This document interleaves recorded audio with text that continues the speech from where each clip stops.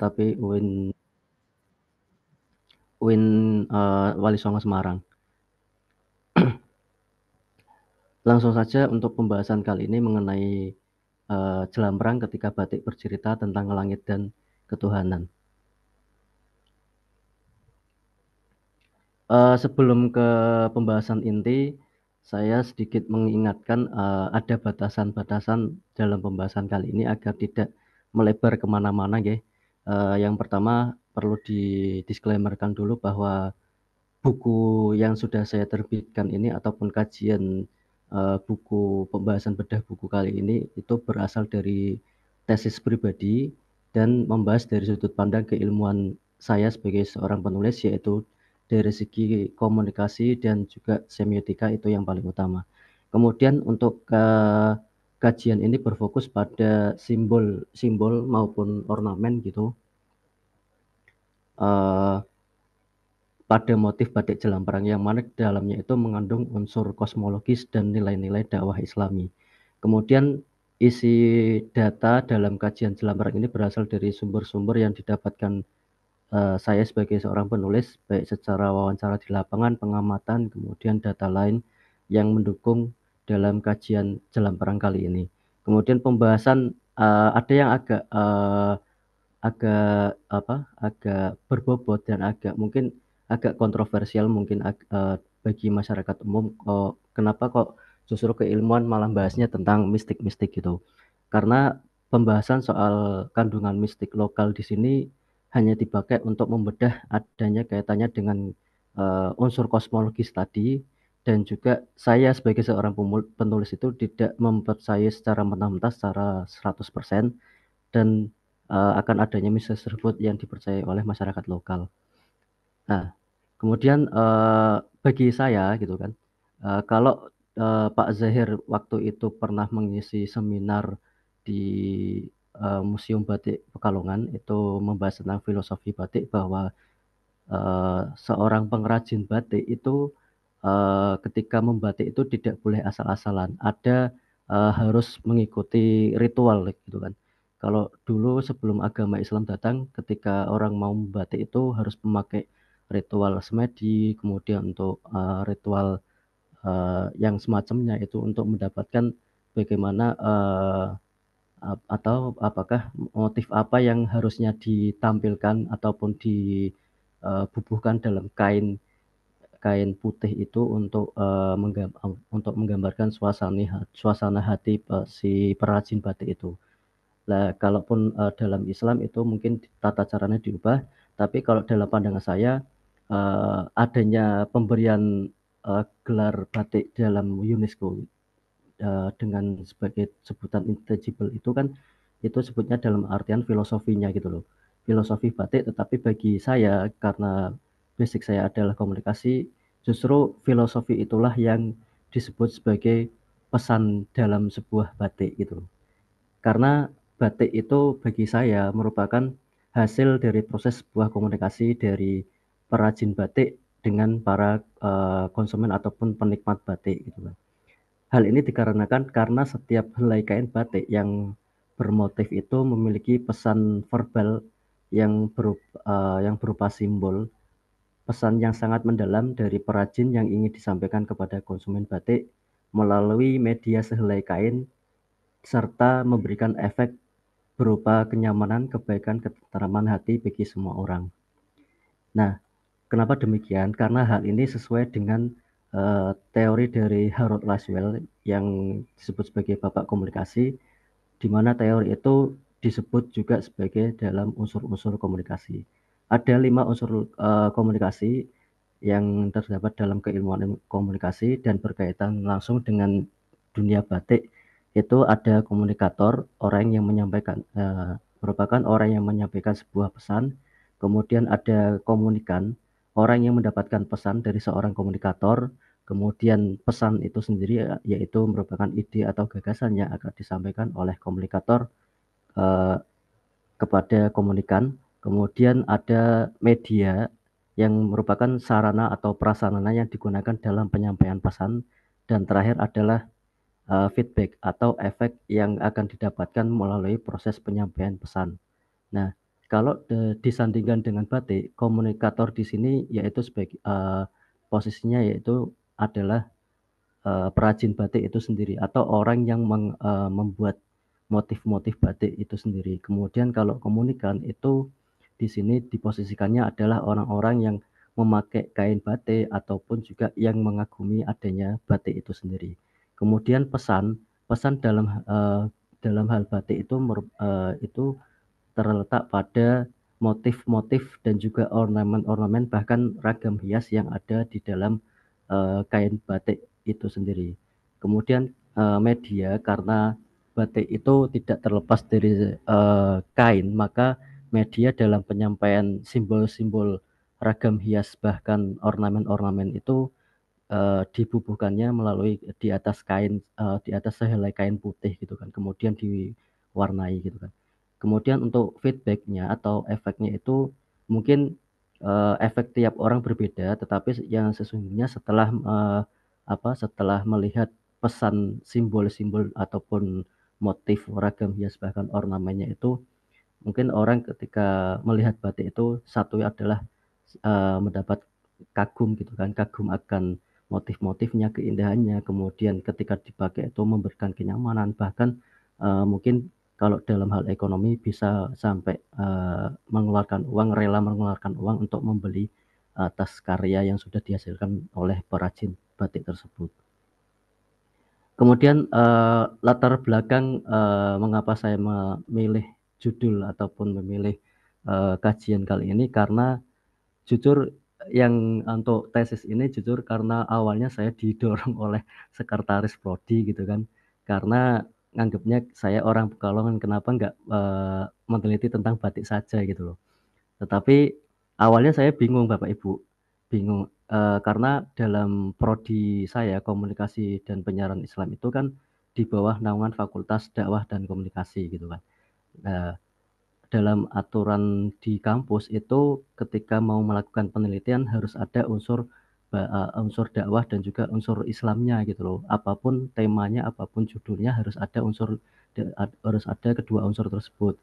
Saya sempat bingungnya gini Bapak Ibu, saya mikirnya gini, kalau harus ada dakwah otomatis saya kaitkan langsung itu dengan para dai gitu kan, para penceramah.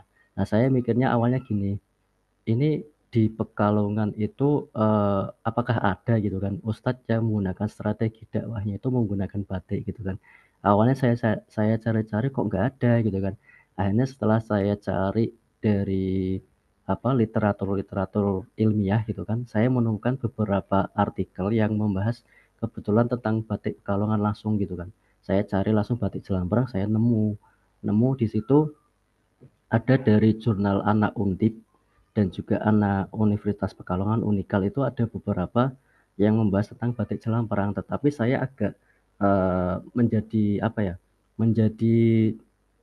tanda tanyanya dalam artian gini, dalam artikel jurnal tetapi kok cuma sejarahnya cuma satu paragraf dan itu satu paragrafnya cuma 3 kalimat gitu kan. Terus saya buka-buka lagi, saya cari-cari data lagi itu nemu di berbagai portal media gitu kan seperti Tribun dan lain sebagainya itu saya nemu kok ada kalimat merupakan warisan budaya kosmologis. Tetapi kok di situ kok dijelaskannya ada kaitannya dengan pohon misterius, kemudian ada juga dikaitkan dengan kepercayaan masyarakat mengenai adanya makhluk tidak kasat mata yang disebutnya sebagai penguasa pantai utara yang disebut sebagai Nyai Dewi Lanjar gitu kan. Saya bertanya-tanya ini kalau misalkan dikulik dalam hal ilmiah itu kok nampaknya kok kayak kurang apa ya kurang menarik gitu kan. Apalagi ini dikaitkan dengan batik dan cerita-cerita yang beredar di masyarakat itu kok kayak kurang kurang apa ya kurang berbobot gitu kan. Tapi katanya Sekprodi itu justru nggak apa-apa mas itu malah justru menarik gitu loh, membahas hal-hal yang tidak bisa dibahas orang lain gitu kan. Akhirnya saya masuk ke dalam sana, setelah masuk ke dalam sana, deng gitu kan, saya agak kacau balaunya agak merasa pusingnya gini. Setelah saya awal cari data itu observasinya ke Museum Batik gitu kan. Ke Museum Batik waktu itu langsung menemuinya itu disuruh menemui edukator museumnya itu bernama Pak Denny gitu kan. Waktu itu saya tanya-tanya, minta data gitu kan, loh ternyata kok datanya kok seperti ini, banyak yang kurang gitu kan. Akhirnya saya cari, akhirnya nemu gitu kan. Disuruh ke Pak Zahir, kemudian disuruh ke Pak Sapuan gitu kan. Akhirnya saya cari, kemudian nah setelah masuk kok setelah masuk lebih dalam saya agak pusing gitu kan. Pusingnya ini kok sejarahnya kok kayak gini gitu kan, nggak lengkap gitu kan.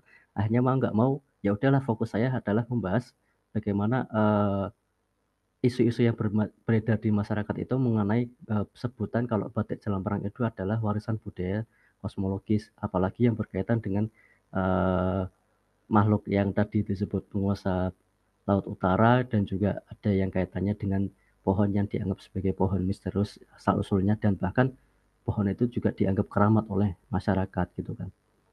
Kemudian untuk teori yang saya pakai ini adalah menggunakan yang pertama adalah teori semiotika. Ini untuk membahas tentang, interpretasi ataupun penafsiran-penafsiran dari simbol-simbol yang ada simbol-simbol maupun, ragam hias dan motif-motif ragam hias dalam motif batik Jelamparang itu sendiri. Kemudian ada juga teori agama sebagai sistem kebudayaan dari Clifford Geertz, kemudian ada kosmologi Jawa.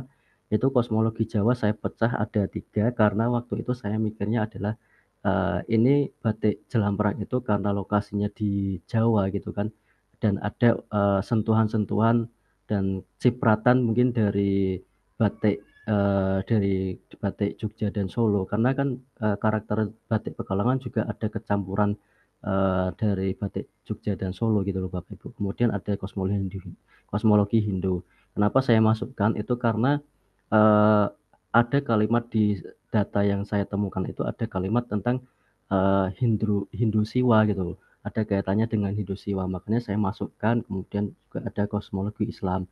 Karena di situ data yang dari Museum Batik itu menyatakan ada kaitannya dengan, kelompok etnis, Arab gitu dan ada kaitannya juga dengan Islam gitu kan. Apalagi di Kota Pekalongan sekarang, eee, mulai abad 15 kalau nggak salah itu kan mulai nyebarnya agama Islam di, Kota Pekalongan. Kemudian yang terakhir adalah teori pesan karena, mau nggak mau karena, dalam hal komunikasi apalagi menyangkut simbol bagi komunikasi adalah simbol itu merupakan bagian dari pesan, karena pesan itu terbagi menjadi 2, pesan verbal dan pesan non-verbal gitu. Nah, kemudian ini justru, pembedahan awal gitu kan, pembuktian awal mengapa kok ada, kosmologi tetapi dikaitkan dengan mitologi gitu loh. Karena saya menemukan data ini cukup menarik gitu kan dan apalagi berkaitan dengan, kondisi masyarakat Kota Pekalongan gitu kan. Bahwa pemikiran mengenai proses terbentuknya alam itu mencakup, dalam agama, kepercayaan, dan budaya, tradisional kuno bahkan juga terwujud dalam masyarakat, jelata ataupun masyarakat kuno gitu kan. Di sisi lain juga ini mendorong, di sisi lain ini juga perenungan ini mendorong pengamatan pergerakan benda angkasa lebih lanjut sehingga astronomi itu sangat erat berhubungan dengan sejarah pemikiran masyarakat kuno tentang adanya kisah mitologi asal terjadinya semesta alam atau disebutnya sebagai kosmogini. Kemudian, ini yang berkaitan banget gitu loh, yang membedah mengenai pohon dan lain sebagainya di sini. Ada beberapa kelompok penggambaran pemeran utama dalam proses kosmogini. Yang saya temukan itu sebenarnya ada 6, tetapi yang saya ambil hanya 3 karena ini yang sangat berkaitan. Yang pertama itu ada kelompok, tema bumi yang melahirkan manusia berhubungan dengan dewi-dewi dan juga tokoh-tokoh wanita. Hal ini banyak ditemui pada masyarakat agraris yang menunjukkan pentingnya peran kaum perempuan dalam masyarakat kuno. Kemudian bumi dan manusia ini, yang huninya itu digambarkan sebagai pusat kosmos gitu loh. Kalau bumi itu mungkin disebutnya sebagai makrokosmos dan manusia itu disebutnya sebagai bagian dari mikrokosmos. Lah, kaitannya dengan Kota Pekalongan itu apa gitu loh, kaitannya adalah tadi adanya, kepercayaan masyarakat terhadap tokoh dewi. Dewi di sini adalah penguasa pantai utara yang disebutnya, Nyai Dewi Lanjar gitu. Walaupun, kalau dalam teorinya itu hanya ditemui pada masyarakat agraris, justru yang uniknya adalah di kota Pekalongan itu tidak ada agraris, bukan agraris, tetapi melainkan justru pesisir gitu loh, pesisir pantai. Ini yang agak unik gitu loh.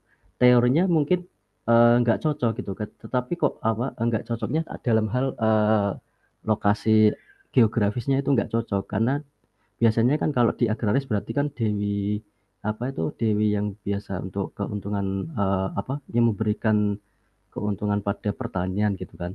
Dewi Sri gitu kan apa-apa gitu kan. Nah, justru kalau di sini kok justru di masyarakat pesisir baik Jogja maupun Pekalongan kok malah justru ada gitu loh. Uniknya kan di situ. Dan kebetulan memang cerita-cerita mengenai Dewi Lanjar itu juga eh, menurut saya mungkin ada kaitannya dengan kosmologis karena mereka juga bagian dari kosmos gitu loh. Bagian dari kosmos gitu. Dan manusia mereka juga bagian dari kosmos gitu kan. Kemudian yang kelompok yang kedua adalah adanya agama monoteis, yaitu Yahudi, Kristen, Islam, Zoroaster. Bahkan eh, terakhir saya kemarin sempat wawancara mendalam lagi terhadap tokoh agama Hindu dan Buddha, walaupun banyak orang yang belum mengetahui kalau agama Hindu dan Buddha mikirnya mungkin banyak dewa-dewi, kemudian banyak tokoh-tokoh lain, tetapi bagi mereka, mereka itu hanya mengakui adanya satu Tuhan gitu. Artinya mereka hanya mengakui adanya agama monoteis. Kepercayaannya satu, cuman mereka eh, memaparkannya sebagai kayak dewa-dewi itu sebagai perantaranya saja gitu kan. Makanya tidak mengherankan dalam kaitannya dengan kota Pekalongan itu, apalagi mayoritasnya adalah agama Islam, maka eh, semua yang diatur itu semua yang ada di dunia ini sudah diatur oleh Sang Maha Pencipta. Jadi manusia itu hanyalah sebagai mikrokosmosnya, sedangkan Tuhan Yang Maha Esa itu adalah sebagai yang menciptakan adanya makrokosmos dan juga mikrokosmos gitu loh. Kemudian kelompok yang terakhir itu adanya mitologi mitologi kosmologi masyarakat kuno yang terdapat juga dalam beragam tema yang lain gitu loh. Yang diantara ada telur kehidupan yang melahirkan alam semesta, kemudian ada pohon kehidupan, pohon kosmis, penciptaan dari ketiadaan mutlak, dan penciptaan keluar dari suasana kekacauan atau chaos. Nah,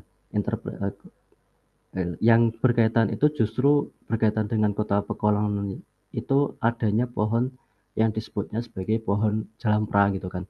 Waktu itu saya juga masih bingung, ini pohon jelamprang itu sebenarnya pohonnya kayak apa gitu kan. Bentuknya kayak apa gitu loh. Bentuk pohonnya kayak apa, daunnya kayak apa gitu kan.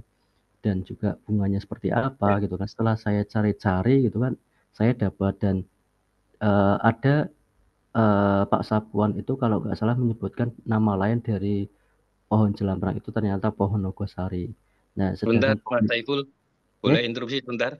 Ini oke, ada masukan, sepertinya materinya tidak jalan ya, nggak jalan Pak. slide-nya. Coba biar eh, pemirsa juga bisa melihat materinya. Ini jalan Pak. Oh, jalan. Sampun. Oh nggih, Oke, monggo. nggih. Monggo lanjutkan, Mas. Lanjut Oke. nggih. Lanjut eh, Oke. mengenai pohon tadi kan Pak Sapuan justru memberikan data tambahan bahwa nama lain dari pohon jelamprang ini adalah pohon nogosari. Saya cari-cari data untuk melengkapi dan memperkuat, ternyata benar kalau pohon nogosari ini memang ada kaitannya dengan unsur-unsur mitologi gitu loh. Mitos-mitos yang beredar di masyarakat, terutama masyarakat di Jawa gitu kan. Kemudian juga yang paling uniknya adalah pohon ini justru yang pertama adalah usianya sampai ratusan tahun. Kemudian juga ada yang isu yang beredar di masyarakat justru pohon ini hanya bisa tumbuh di pekarangan makam-makam waliullah gitu loh atau ulama gitu loh. Tidak bisa ditanam sembarangan dan Pak Sapuan pun sempat memberikan apa ya eh, memberikan data tambahan ataupun memberikan hal yang unik bahwa beliau juga punya pohonnya sempat ditanam gitu kan justru nggak bisa tumbuh gitu loh, malah mati gitu loh. Itu kan agak unik gitu loh. Nah, interpretasi simbol-simbol inilah yang umumnya itu digunakan dalam berkaitan dengan alam semesta sebagai makrokosmos dan tubuh manusia itu sebagai mikrokosmos. Ini nanti ada lebih lengkapnya lagi nanti di sesi akhirnya gitu.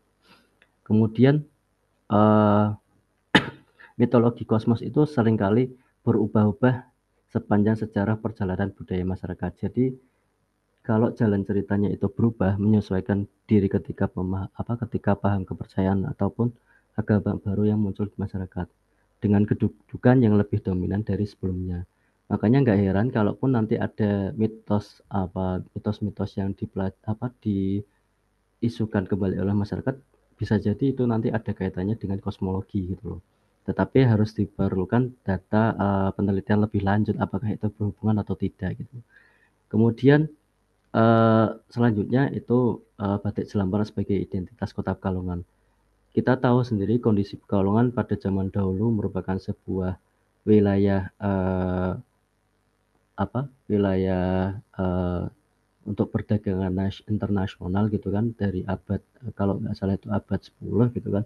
Ada juga yang berkaitan dengan eh, jalur sutra maritim kalau nggak salah itu kan. Makanya dengan adanya jalur perdagangan maritim itulah Pekalongan itu menjadi terkenal gitu, terkenal dalam perdagangan. Dan waktu itu eh, adanya adanya perdagangan itu justru banyak saudagar-saudagar itu yang ingin menetap di kota Pekalongan gitu. Terutama hasil-hasil perdagangan itu tidak hanya sebatas rempah-rempah, tetapi ada juga yang paling eksotis dan paling diminati oleh di kancah internasional itu justru kain gitu loh. Mulai dari kain sutra yang dari Cina, kemudian juga yang paling ramai diminati adalah kain yang dari India gitu loh.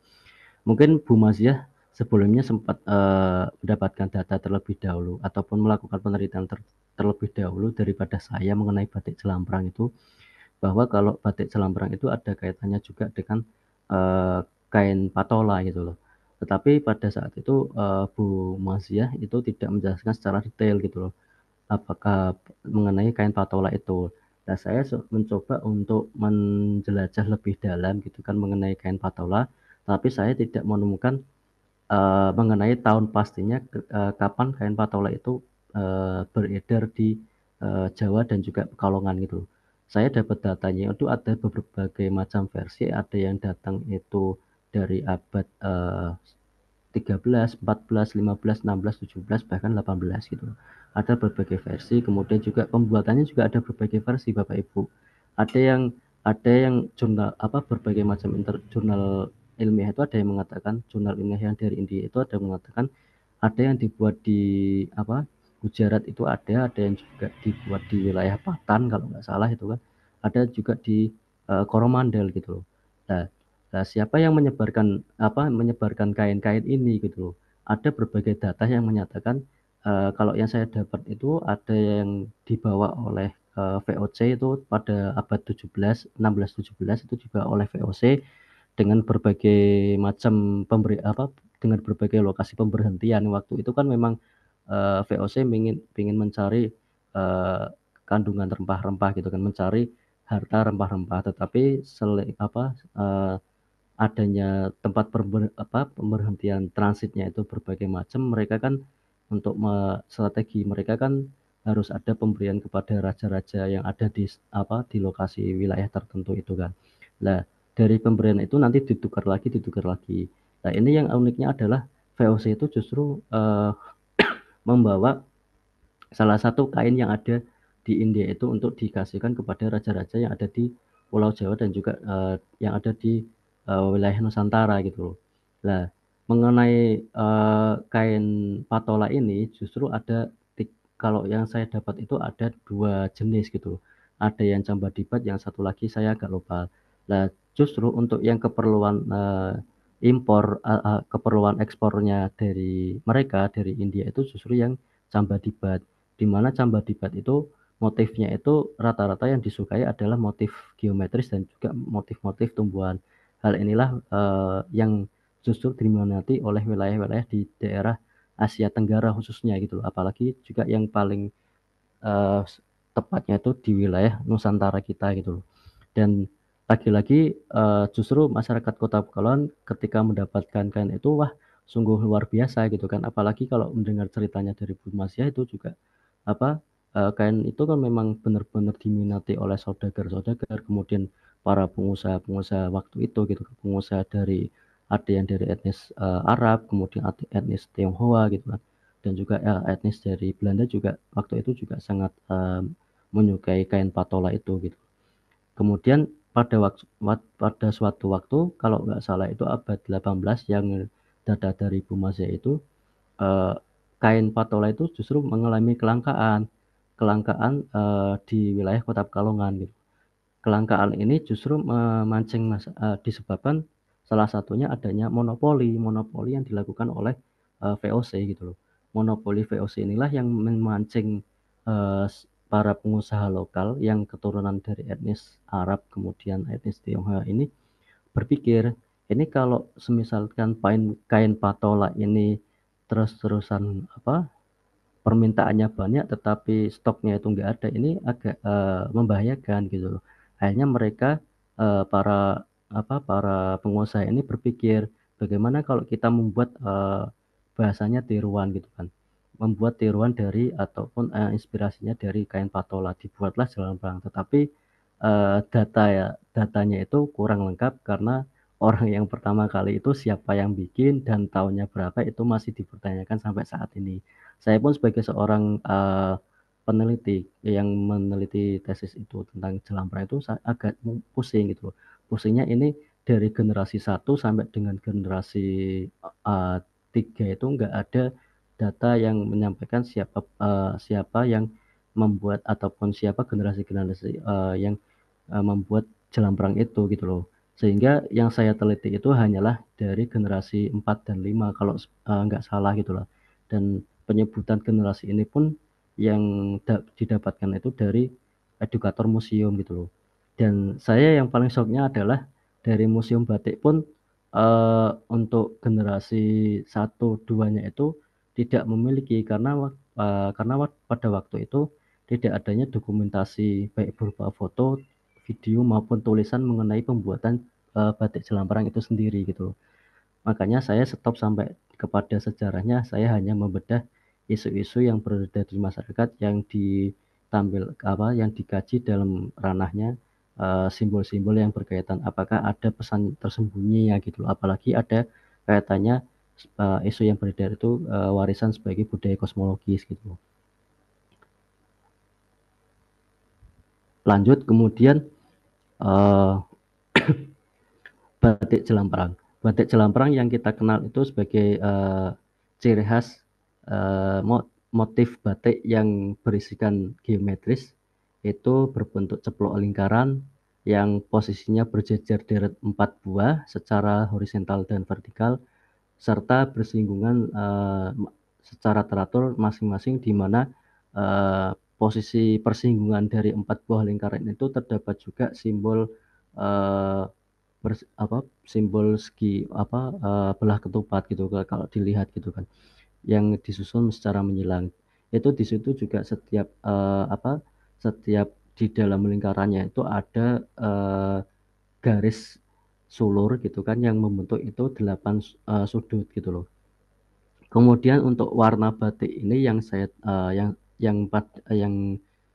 teliti ini justru warna yang agak unik gitu loh. Warna ini adalah biru tua, biru kemudian hijau toska, ada merah, kemudian juga ada coklat keemasan. Serta ada yang dibuatnya itu menyerupai dengan warna kain tenun ikat patola gitu. Nah, untuk warna ini justru makna ataupun arti dari warna ini juga ada yang unik. 4 warna itu ada yang unik gitu loh.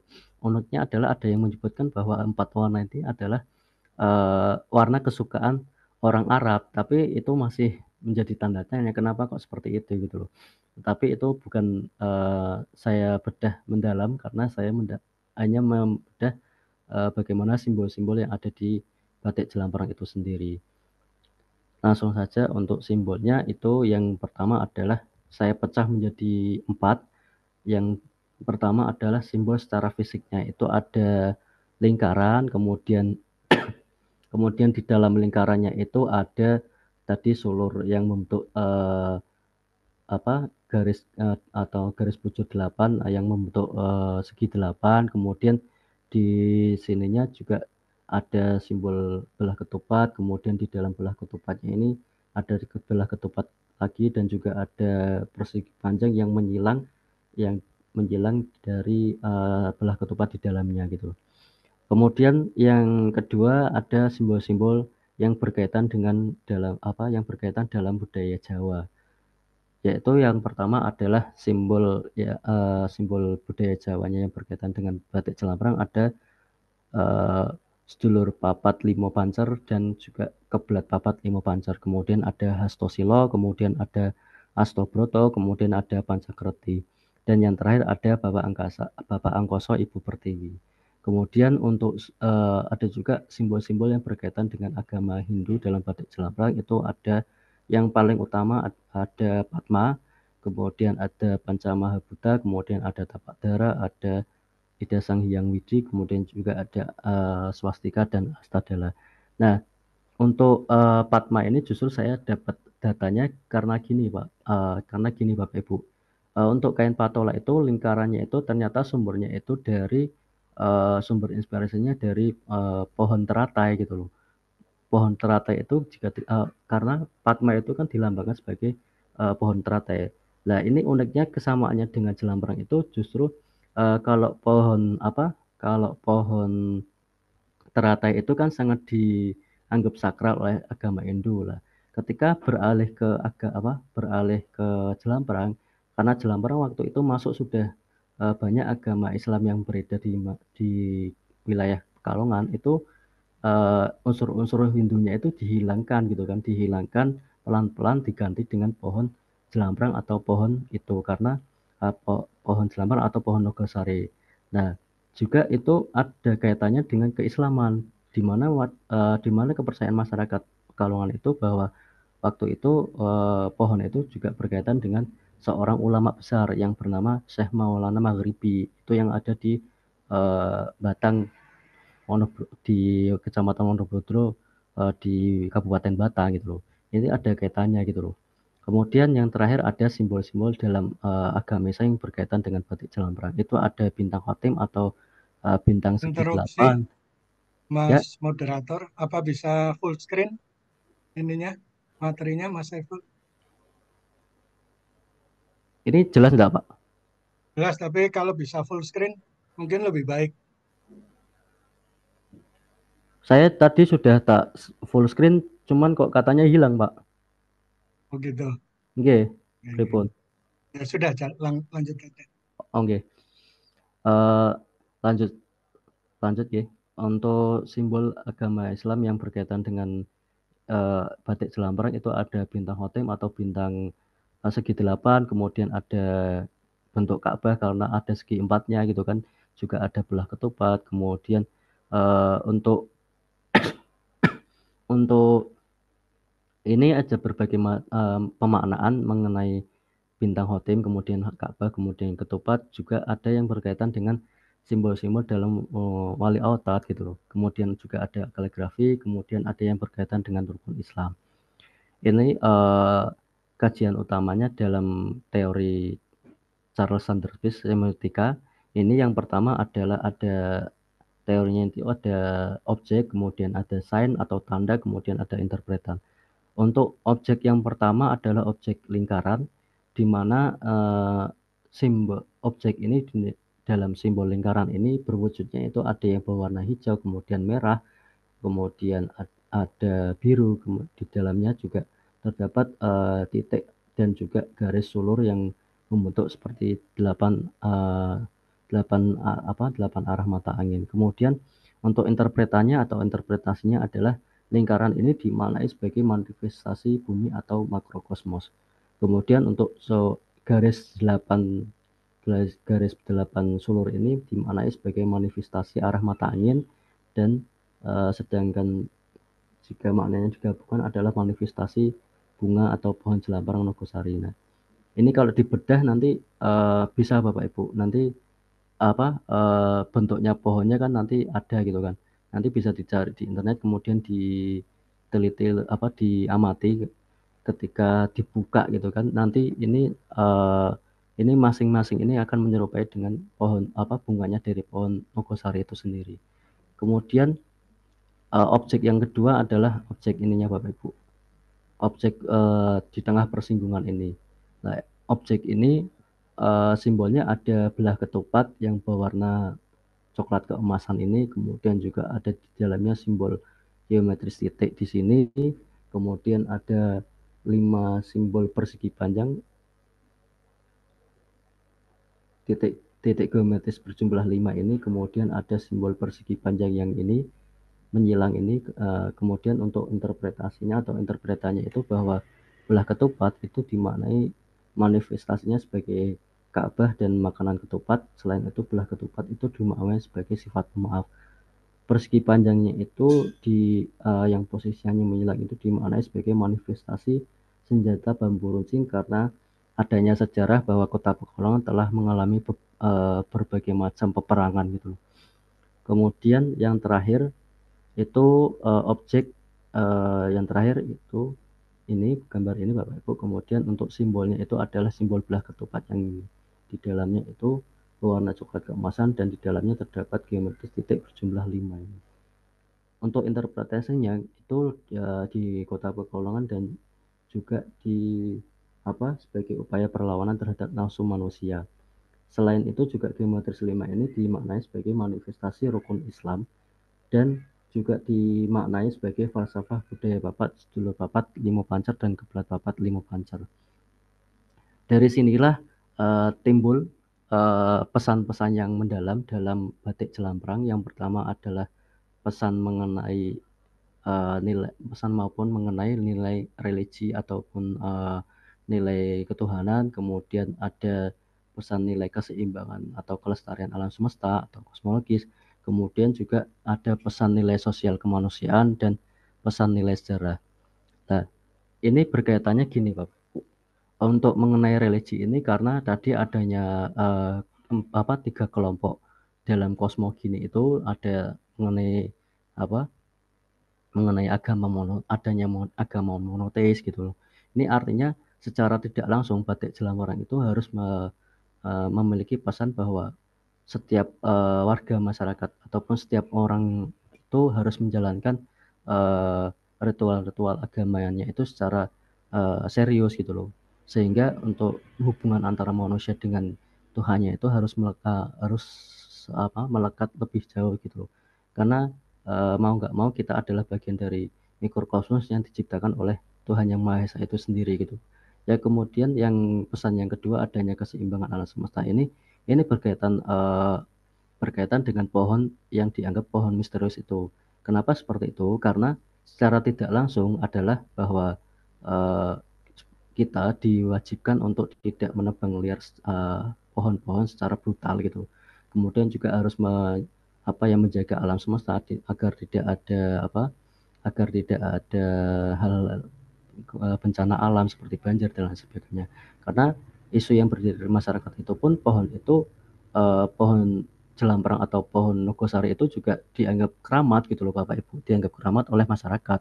Sehingga secara tidak langsung bukan yang value-nya itu bukan karena keramatnya, justru kalau dipikir secara nalar sehat itu kalau kita tebang secara brutal, secara membabi buta itu akan terjadi berbagai macam bencana alam yang akan terjadi di lingkungan kita gitu. Kemudian juga ada nilai sosial.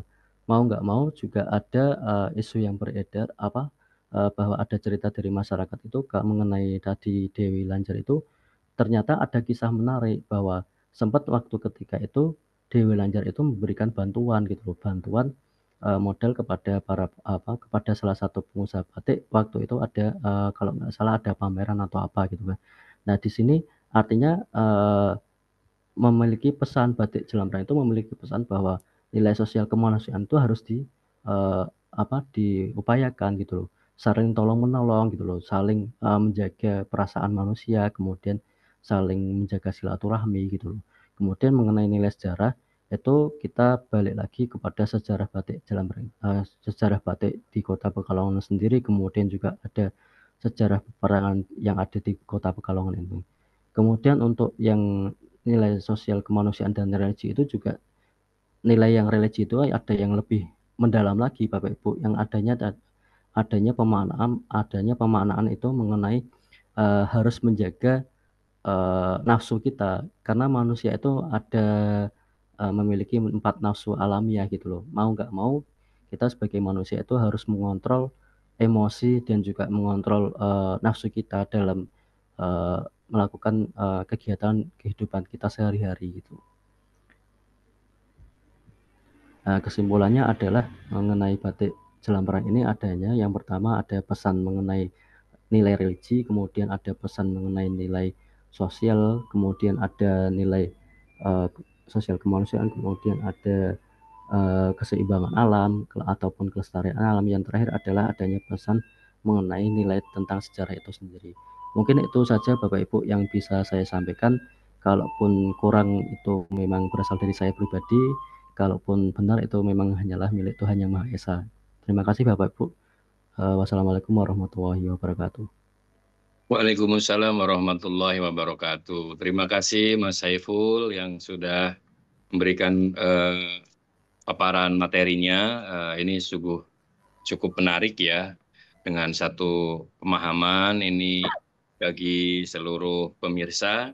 Kita coba membedah mengenai batik Jelamparang dalam pembahasan kosmologi.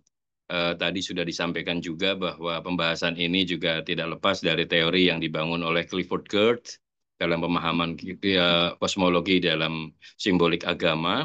Oleh karena itu, monggo kepada pemirsa yang berkenan untuk bertanya, mempertanyakan juga atau memberikan masukan-masukan mengenai batik Jelamparang ini yang sudah disampaikan oleh Mas Saiful, bisa memberikan ruang, tetapi monggo bagi pemirsa, sebelum adanya ruang untuk kita berdiskusi, saya kembalikan dulu kepada Pak Agus untuk melakukan kegiatan biasa dari APBBI, yaitu Bursa Batik. Monggo Pak Agus. Baik, matur nuwun Mas Abdul Syukur, matur nuwun Mas Saiful. Kayaknya nanti banyak yang penasaran nih, yang banyak bertanya. Baik, seperti biasa kami mengadakan bursa batik ya, bursa batik APBBI, jadi dari beberapa sentra ya yang kami tampilkan kali ini. Eh, Monggo link bursanya ada di chat kami ya, bisa langsung diklik, dipilih, pilih kurirnya dan juga pilih pembayarannya. Eh, Kalau kesulitan bisa WA ke saya di 081 2929 6628. Baik, ada beberapa buku juga yang terbit di sini. Mungkin bisa dilihat. Yang pertama itu buku batik Jelamparang. Buku batik Jelamparang ya. Yang berminat monggo ya. Ini stoknya terbatas. Saat ini stoknya terbatas. Kalau memang nanti sudah habis, eh, nanti akan kita buka PO. Kita akan buka PO untuk buku batik Jelamparang. Monggo yang berminat bisa langsung diklik di linknya ya. Selain buku batik Jelamparang juga ada beberapa buku-buku batik yang lain seperti buku batik Revolusi Batik KI, buku batik Kreativitas dan Batik, kemudian beberapa buku batik-batik lain. Monggo bisa dilihat. Dan untuk yang lain ini ada batik-batik Jelamparang dari Pekalongan ya. Ini ada harga 750. Kemudian lanjut lagi, ini juga ada batik Pekalongan, motif ubeng-ubeng. Juga lanjut lagi, nah, ini juga masih batik Pekalongan. Monggo terus. Nah ini juga masih batik Pekalongan, dilanjut. Lanjut lagi, ini juga batik Pekalongan. Eh, Lanjut. Nah, ini ada batik Jelamparang. Nah, ini ada monggo bisa dilihat ada di sini ada ditampilkan ada 10 batik Jelamparang ya. Harganya semua sama 350. Ada yang sarung, ada yang kain panjang. Ini ada Jelamparang Rengganis, Jelamparang Babon, kemudian Jelamparang Kawat, Jelamparang Jamilah, Jelamparang, nah ini motif Jelamparang juga. Kemudian lanjut nih Jelamparang Semangkan, jelam perang Motowulu, jelam perang Nippon. Oh, ini sudah laku ya, jelam perang Nippon. Kemudian eh, ini ada jelam perang Cindewile. Semuanya harga 350. Monggo langsung diklik ya. Nanti akan dikirim langsung dari Pracinya. Kemudian ini lanjutnya adalah batik Cirebon. Ada megamendung gradasi 13.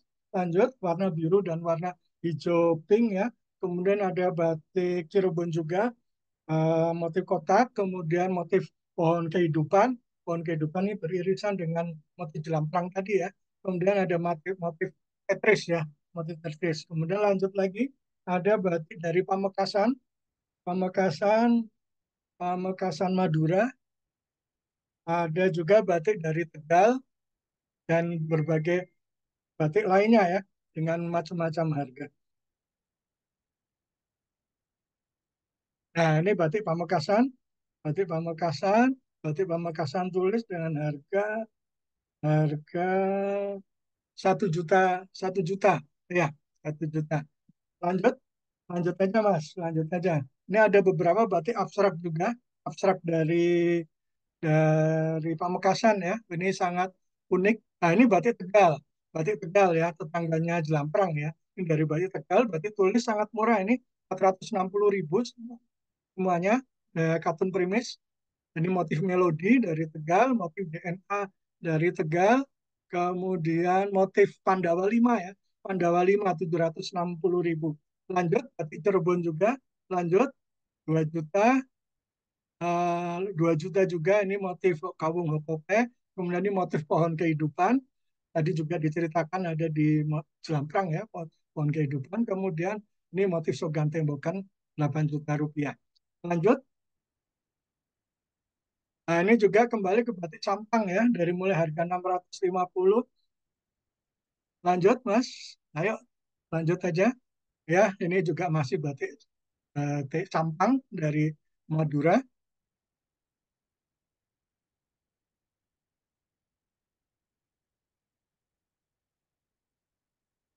Mungkin untuk selengkapnya nanti teman-teman semuanya bisa lihat di chat kami ya. Ada ada linknya, ada linknya. Jadi memudahkan teman-teman untuk berbelanja batik. Periode ini kita akan tutup sampai tanggal 8. Ini batik-batik Pekalongan dengan warna-warna alam. Ini batik Pamekasan Madura, batik Pamekasan Madura abstrak ini unik sekali nih. Harganya 700.000 ya. Ini batik abstrak dari Pekalongan, dari Madura, Pamekasan Madura. Itu full tulis ya, full tulis. Kemudian ada batik Cirebonan, hewan laut, sekat jagat bang biru, dan lain-lain ya. Monggo diterusin. Nah, ini batik lasem 600.000, ada yang 400.000. Lanjut, kemudian ada batik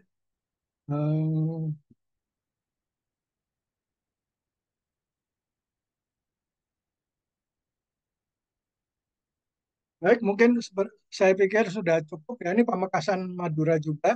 Mas Adi sudah cukup ya tayangan ininya. Nanti teman-teman, ini apa, tatakan gelas full tulis ya. Harganya 100.000 per piece-nya. Ini full tulis dilapis dengan belacu. Baik, udah cukup Mas Adi. Teman-teman yang ada di Zoom bisa lihat di chat, mungkin bisa langsung diklik di uh, linknya.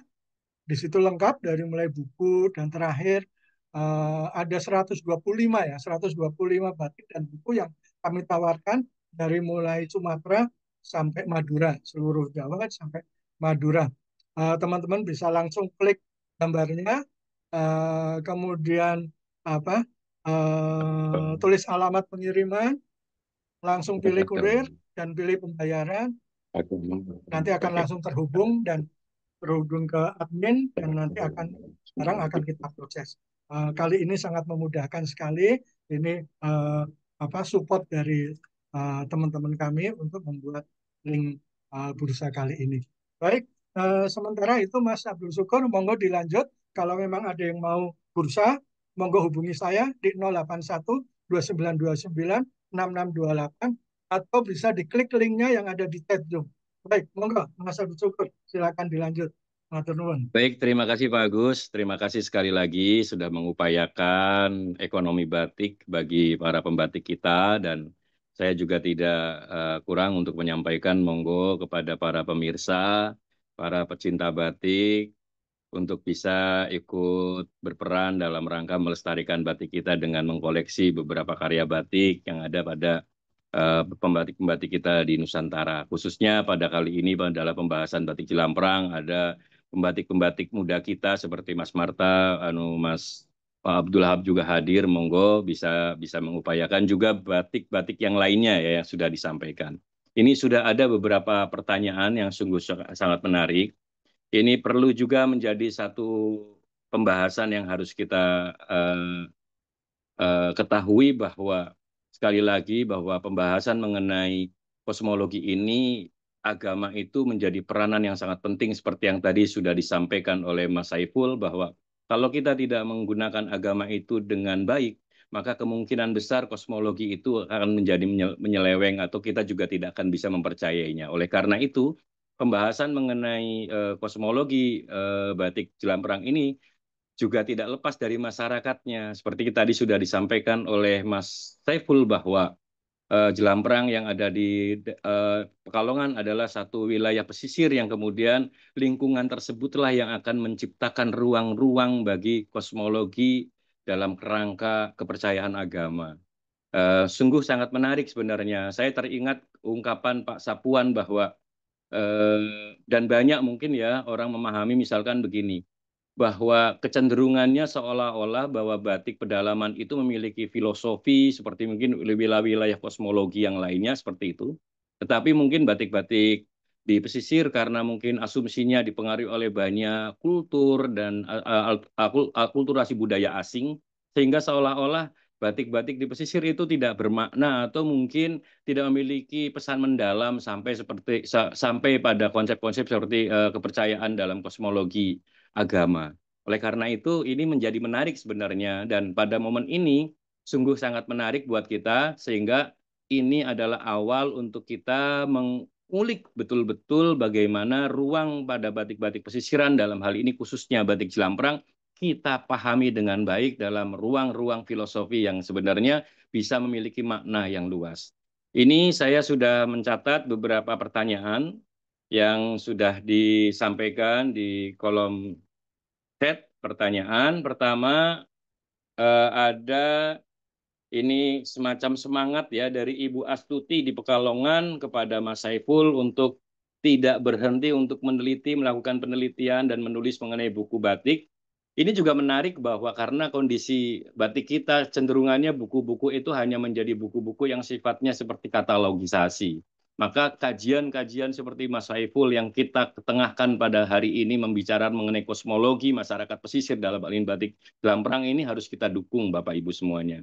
Terus pertanyaan pertama dari Ibu Astuti dan semangat dari Ibu Astuti untuk Mas Saiful Kiram. Yang kedua ada pertanyaan dari LSP Batik ini.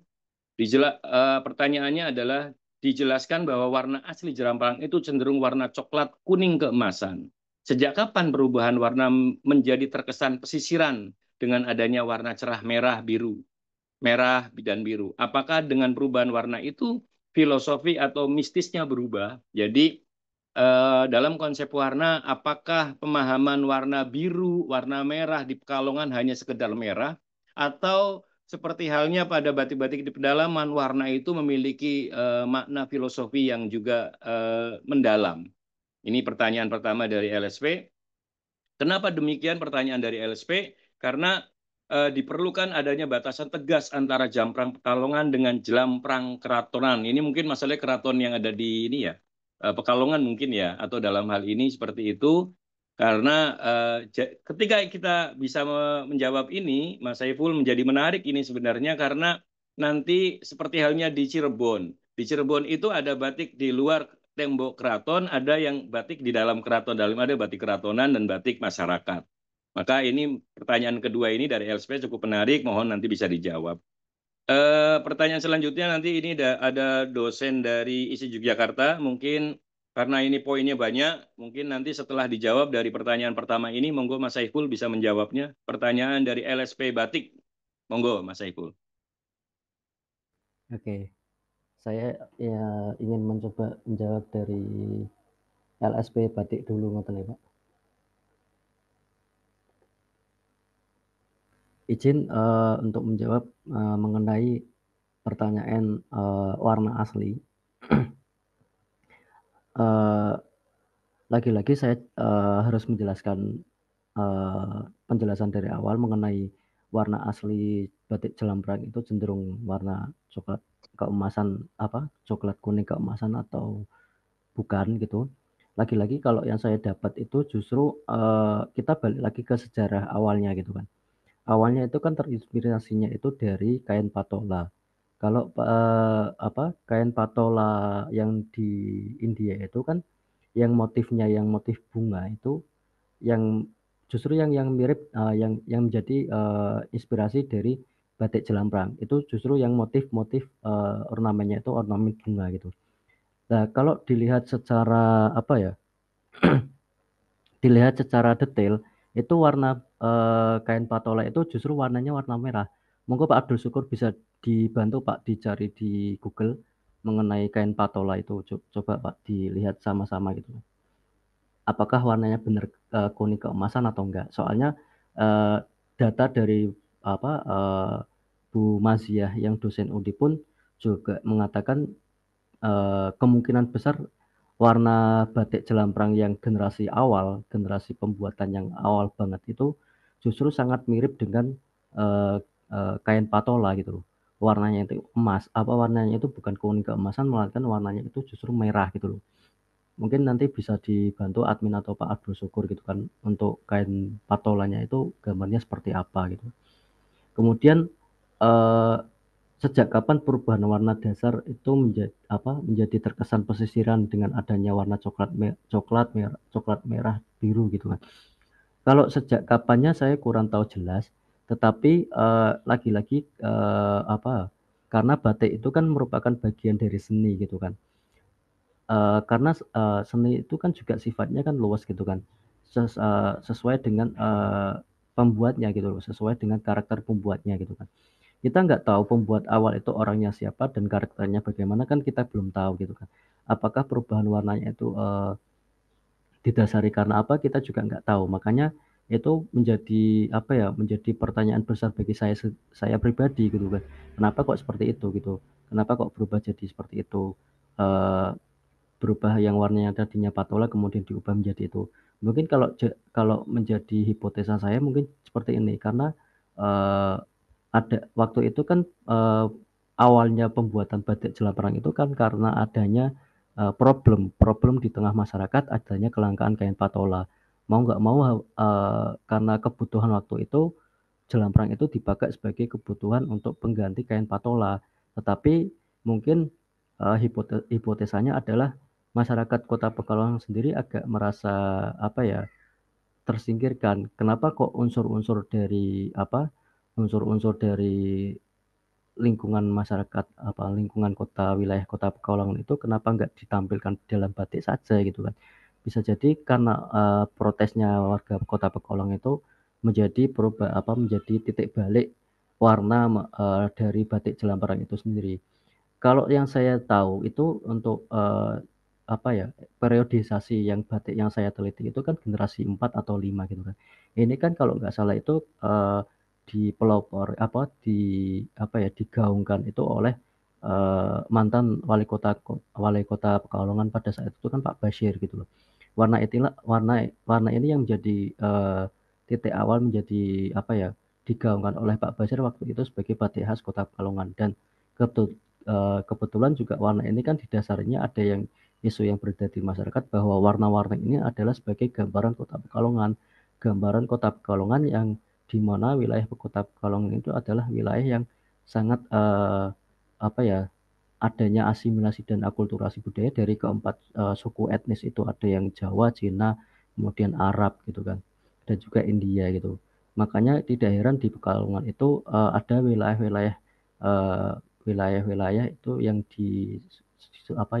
dipisahkan oleh tata letak kotanya itu ada yang wilayah untuk, Chinese di jalan, jalan yang dekat Kelenteng itu ada, kemudian ada yang Arab, yang Arab itu kan di daerah Klego ataupun yang di Klego dan lain sebagainya kan itu ada wilayah Arab. Kemudian yang dekat rumah sakit eh, itu kan rumah sakit Islam Siti Khotijah itu kan wilayahnya orang Arab gitu kan. Juga ada wilayahnya orang Jawa itu kan rata-rata di daerah Keraton, kemudian Padukuhan Keraton. Itu kan di wilayah Keraton, kemudian wilayah Pasir Sari, Kramat Sari itu kan itu rata-rata wilayah orang Jawa. Kemudian untuk wilayah etnis yang dari Belanda itu kan ada di lingkup di Bugisan. Itu kalau nggak salah bekas kantor apa bekas kantornya PMI itu kan wilayah Bugisan itu termasuk wilayah kampungnya para orang Belanda. Jadi warna-warna yang sekarang yang batik yang saya teliti itu berdasarkan kondisi masyarakat pada saat itu gitu. Kondisi masyarakat sekarang yang sudah penuh dengan berbagai macam etnis gitu loh. Tapi kalau ditanya untuk pertanyaan selanjutnya adanya batasan tegas antara Jalan Perang Pekalongan dan Jalan Perang Keraton. Keraton di sini maksudnya apa gitu loh. Kalau kalau keraton di sini artinya adalah sebagai kayak Keraton Jogja, mungkin bedanya sangat jauh dan mungkin butuh penelitian lebih lanjut karena yang kita tahu kan batik yang di pedalaman atau batik yang ada keterkaitan dengan daerah Keraton Jogja, keraton dalam artian apa kerajaan itu kan mereka kan ada aturan-aturan yang lekat gitu loh, aturan-aturan yang lekat dari sang raja yang tidak boleh dilanggar gitu loh. Sedangkan Kota Pekalongan sendiri ini kan wilayahnya kan luas gitu loh, apalagi terpengaruh oleh budaya-budaya luar gitu loh. Makanya untuk menjadi lebih tegas batasannya mungkin harus diperlukan penelitian lebih mendalam. Yang saya tahu juga batik Jogja kan sudah ada eh, apa ya data ilmiah yang lebih mendalam mengenai namanya gitu kan. Kayak batik Kawung itu kan ada unsur di dalamnya itu mengenai maknanya itu dari segi data artefaknya itu kan ada yang dari artefak candi, kemudian ada artefak kuno gitu kan yang berupa teks teks sastranya itu juga ada, sedangkan untuk batik pesisir itu belum ada. Nah, kebetulan di buku saya itu saya sempat menyinggung juga sejarahnya batik Jelamparang itu dari segi kamus bahasa Jawa kuno yang milik Zoetmulder itu ada. Silakan nanti bisa dibaca juga kan di dalam bukunya ada. Tapi dari situ saya juga memancing sedikit memancing para peneliti selanjutnya untuk bisa mengkaji ataupun bisa jadi nanti buku ini alhamdulillahnya sudah sampai kepada Bu Maziah karena Bu Maziah kan basicnya juga arkeologi dan dia sering melakukan penelitian batik dari segi arkeologi artefak gitu kan. Mungkin bisa jadi Bismillahnya saja nanti Bu Maziah bisa bisa meneliti lebih lanjut mengenai asal usul nama Jelamparang itu apakah ada kaitannya dengan eh, kitab-kitab kuno, artefak-artefak kitab-kitab sastra kuno, Jawa kuno ataupun dari artefak-artefak candi gitu loh. Kemudian untuk pertanyaan selanjutnya dari Pak Bagus Arya itu Bentar,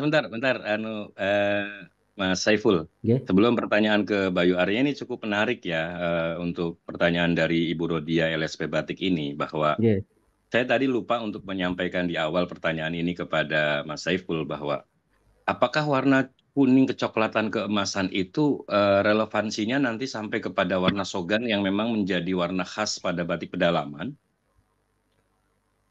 Ada yang bilang seperti itu, Pak, karena Pekalongan juga ada kecipratan unsur dari keratonnya itu ada, Pak. Iya. Gitu loh. Oke. Walaupun Pekalongan itu sudah terkontaminasi, bahasanya itu kan kontaminasi dari budaya-budaya di negara-negara luar kayak Jepang, Belanda, kemudian Iya. Cina, India gitu loh. Tapi yang jelas karena kita bagian dari Jawa kan, bagian dari Pulau Jawa, Iya. apalagi sejarahnya kan katanya Pekalongan juga masuk ada sejarahnya mengenai Mataram kuno gitu kan. Itu mungkin Iya. itu gitu. Masih ada unsur kejawaannya itu ada gitu, Pak. Baik, Mas Saiful. Jadi begini, saya tuh sering sering membaca, sering melihat bahwa kondisi masyarakat kita itu sering memisahkan dalam konteks batik ini adalah batik pedalaman dan pesisiran. Ketika Mm-mm. batik pedalaman itu diasumsikan dengan konsep Mataram, kita harus harus paham bahwa konteks sejarah Mataram itu juga kalau ditelusur sampai juga kepada pesisir. Misalkan bahwa Mataram itu kebangkitan dari misalkan Pajang. Pajang kebangkitan daripada Demak. Padahal itu juga kita tahu Demak itu ada di pesisir. Maksud saya gini, agar pemahaman mengenai batik itu sebenarnya bisa saja tidak dikategorisasi secara geografis wilayah, tetapi lebih daripada itu ada pensejarahan yang sebenarnya itu menjadi satu kesatuan. Satu begitu. Jadi ini sungguh sangat menarik sebenarnya begitu. Eh, itu seperti itu ya, saya pikir demikian. Jadi apabila ada kesamaan ini sebenarnya mulai ada apa kata sambungan yang bisa kita ambil. Lalu saya pikir demikian ya. Jadi dari saya itu seperti itu. Pertanyaan jawaban dari Mas Saiful juga sudah sangat cukup, tetapi ini juga menjadi pertanyaan balik buat kita semuanya untuk Oke. meneliti lebih mendetail seperti itu. Ya, Saya tapi lanjutkan kepada pertanyaan kedua ya Mas Saiful ya ya untuk saya sebutkan ya. saya pun juga belum dapat datanya yang lebih mendalam gitu loh Pak. Apakah emang warna kuning keemasan itu memang pengaruh dari Jogja atau enggaknya kan kurang tahu gitu kan. Dan apalagi Ye, yang saya teliti kan fokusnya adalah kepada simbolnya gitu loh, nggak sampai kepada ye, sejarahnya gitu loh. ye. Oke. Baik, ini sebelumnya kebetulan lagi ada adzan ini apakah Oke. kita pending dulu atau kita lanjut nih? Takutnya terganggu ini. Oke. Di pending Kita dulu pending enggak dulu apa-apa. sebentar ya, sekitar Iya ya. 1 menit ya. Oke, oke. Iya, nah baru nanti kita akan lanjut kepada pertanyaan Bapak dosen kita dari Yogyakarta. Ini ada banyak pertanyaan cukup menarik nih. Bisa fokus lagi nanti kita. Sebentar, nggih.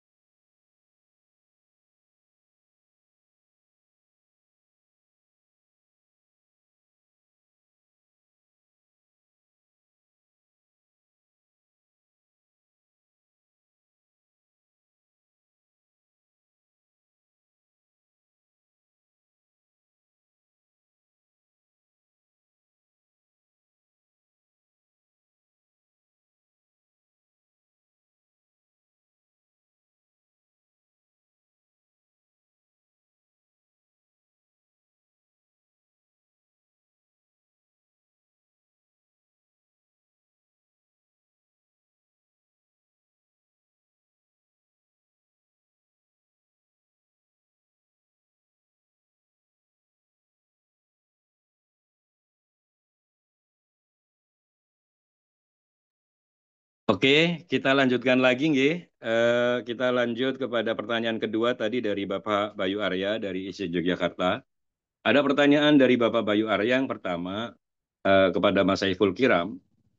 Pertama adalah apa sebab batik jelamprang tulis itu sulit berkembang populasinya di Pekalongan dan apa solusinya? Jika sudah ada bagaimana perkembangannya? Ini menjadi pertanyaan yang mendasar karena kondisi batik jelamprang kita itu khususnya yang tulis memang sangat sangat rentan ya. Hari ini hampir tidak banyak lagi para pembatik yang memang menekuni batik jelamprang.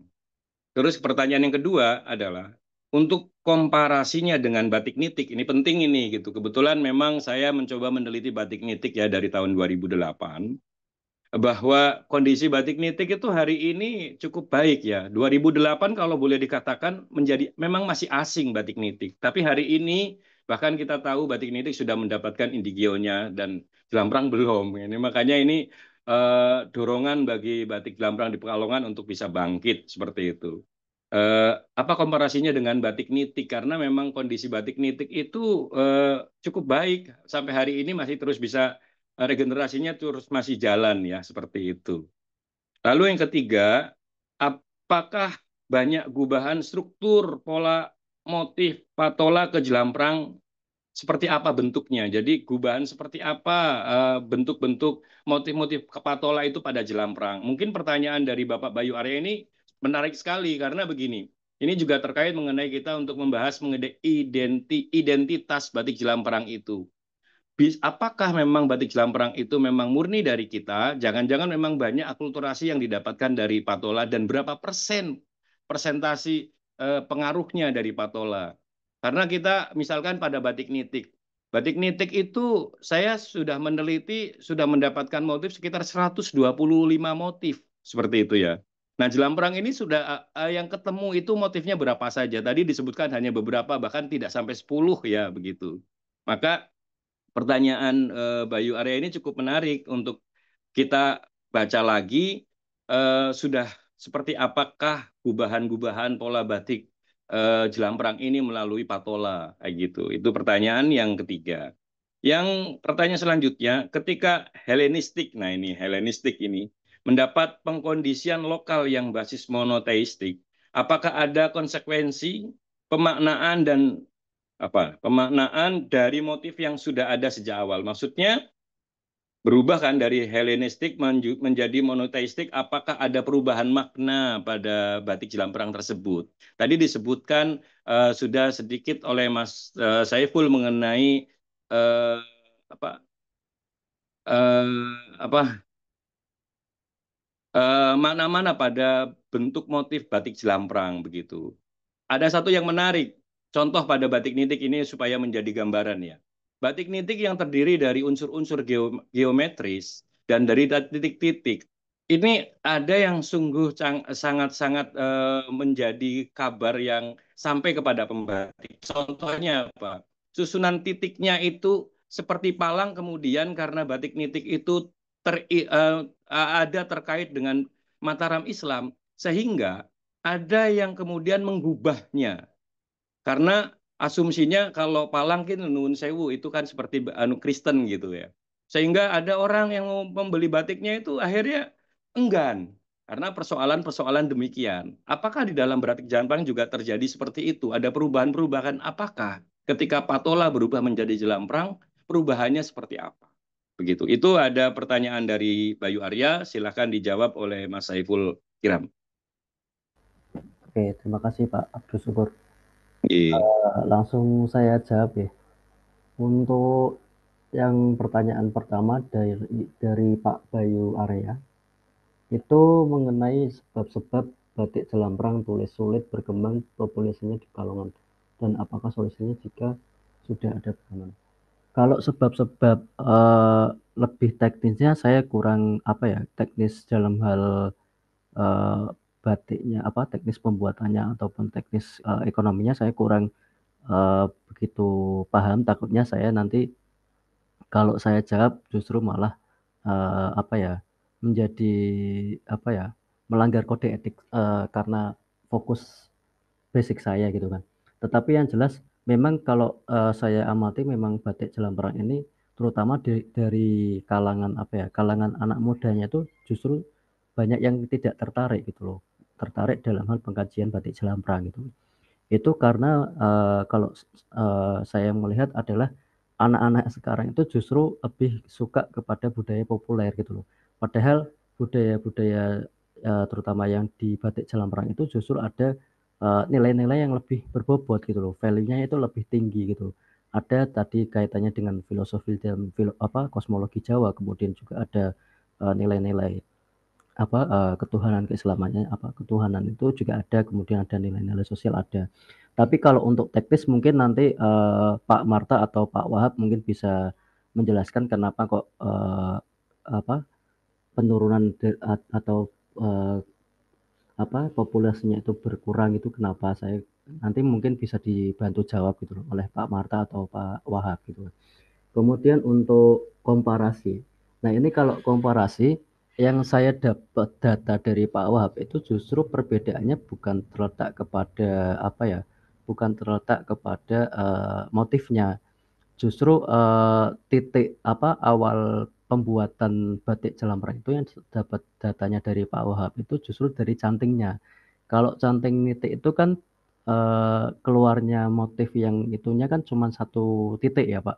Justru kalau Jelamprang itu ada 4 gabungan satu gitu loh. 4 tapi digabung satu gitu loh. Itu kalau dilihat detail, kalau Bapak Ibu mungkin kalau melihat batik Jelamprang itu coba gambar yang di di kainnya ataupun di gambar yang versi digitalnya itu coba jenengan Bapak Ibu di zoom. Itu kan ada berbagai yang di dalam lingkaran itu kan ada titik-titik. Ada titik-titiknya juga kan. Itu coba di zoom, paling zoom banget. Itu ketika di zoom, titik itu justru menggambarkan segi empat ataupun belah ketupat. Itu karena karena bersumber dari cantingnya. Cantingnya itu beda dengan canting nitik. Kalau nitik itu kan cuma satu satu untuk untuk keluarnya malamnya itu kan hanya satu titik. Kalau jelamrang itu 4. Makanya ketika garis dan titik itu di zoom itu nanti membentuk segi 4 karena titik cucuknya itu ada 4 kalau di cantingnya jelamrang itu.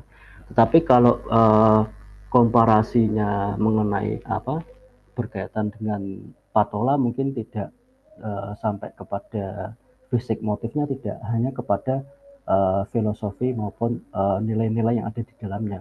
Kalau batik nitik itu lebih kepada lebih kepada adanya aturan ketat dari lingkungan keraton, tetapi kalau yang dari jelamprang itu lebih luas lagi karena kondisi masyarakat Kota Pekalongan itu lebih plural gitu kan, lebih homogen gitu kan, lebih luas gitu kan, nggak terikat dengan adanya wilayah keraton gitu. Kemudian apakah banyak perubahan struktur motif patola ke jelamprang banyak bentuknya. Nah ini tadi kalau yang dikatakan Pak Syukur, apakah dari perubahannya ini dari generasi awal, kalau Pak Abdul Syukur itu sudah meneliti nitik ya Pak, itu ada berbagai macam jenis. Justru kalau saya dapat dari datanya itu setelah buku ini jadi itu ada tambahan data gitu loh. Tambahan datanya itu bahwa sejak awal pun dapat datanya itu ternyata tetangganya Pak Wahab itu justru juga sudah pernah justru lebih tahu gitu kan. Dan katanya itu sejak tahun 80 aja jenisnya aja sudah ratusan macam gitu loh. Ratusan macam nama batik jelamprang dan motif-motifnya itu ada berbagai macam gitu. Tetapi motif utamanya itu adalah motif lingkaran dempet-dempet 4 yang kemudian ada persinggungannya juga. Itu yang justru yang simbol ataupun motif yang utamanya itu. Tetapi kalau tambahan-tambahannya mungkin tambahan-tambahan dan ada nama jelamprang apa itu mungkin dari segi perajinnya itu sendiri ataupun dari pengusahanya itu sendiri.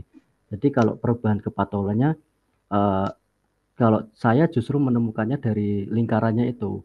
Jadi kalau motivasinya di patola itu simbol lingkarannya itu berasal dari pohon teratai, tetapi kalau di jelamprang itu diubah menjadi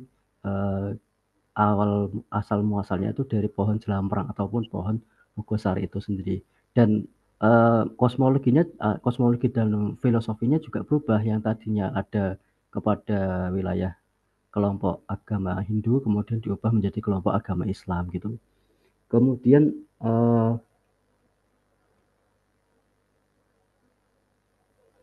Pertanyaan terakhir itu.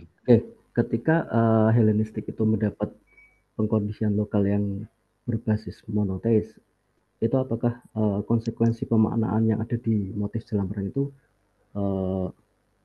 jadi sudah ada sejak awal. Kalau pertanyaannya seperti ini, konsekuensi pemaknaannya jadi motif yang sudah ada sejak awal, mungkin kita balik lagi di kain patola pun monaistiknya juga terasa kental, bahwa di sana juga agama Hindu kan lagi-lagi bukan menganut kepercayaan berbagai macam Tuhan. Mereka juga percayanya hanya satu. Lagi-lagi memang unsur kosmologisnya tidak akan berubah, apalagi unsur kepercayaan yang ada di masyarakat juga nggak akan berubah mengenai monoteistik, dan juga kosmologinya itu nggak akan berubah, akan adanya nilai ketuhanannya itu nggak akan berubah gitu loh Pak. Mungkin itu Pak. Baik, terima kasih Mas Saiful. Ini karena pertanyaannya cukup banyak ya yang lainnya. Saya lanjutkan, semoga itu bisa menjawab sedikit apa yang disampaikan oleh Mas Saiful kepada Pak Bayu Arya. Lanjut kepada pertanyaan Ibu Rani terkait apakah Mas Saiful pernah punya pandangan bahwa jelamprang itu dari kata jalan perang? Lalu pertanyaan keduanya adalah kenapa motifnya repetisi? Bisa dijelaskan, Mas? Gitu. Monggo, Mas. Oke. Mengenai asal-usul nama Jelamprang itu yang ada kaitannya dengan jalan perang memang itu berdasarkan kepada cerita masyarakat, terutama masyarakat di wilayah Kelurahan Kerapiak. Itu Pak Wahab sama Pak Marta mungkin juga tahu karena pada waktu era koloni, waktu VOC Belanda itu di Indonesia itu memang wilayah Kerapiak itu menurut cerita yang beredar itu memang adalah merupakan jalan yang dilewati oleh serdadu para Belanda gitu, makanya disebut jalan perang. Ya, kalau orang Jawa mungkin Kodak Gatotnya seperti itu gitu, Pak. Tapi kemudian untuk yang kedua, kenapa motifnya repetitif? Nah, itu mungkin apa ya? Kalau secara filosofi lebih mendalamnya, kalau bagi saya pengulangan itu sebenarnya adalah penegasan kita, penegasan bahwa kita lagi-lagi itu bagian dari kosmologi gitu, bagian dari kosmos gitu kan.